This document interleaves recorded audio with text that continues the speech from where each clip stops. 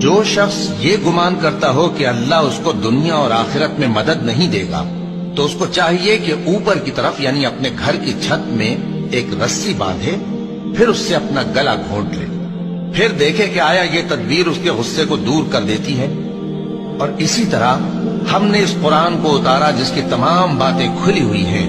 और ये याद रखो कि अल्लाह जिसको चाहता है हिदायत देता है। क्या तुम ये ख्याल करते हो कि यूं ही बहिश्त में दाखिल हो जाओगे और अभी तुमको पहले लोगों की सी मुश्किलें तो पेश आई ही नहीं।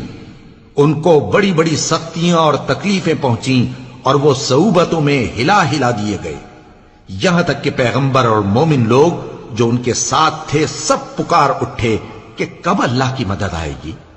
देखो, अल्लाह की मदद अनकरीब आया चाहती है। मेरा मददगार तो अल्लाह ही है जिसने किताब बरहक नाजिल की और वो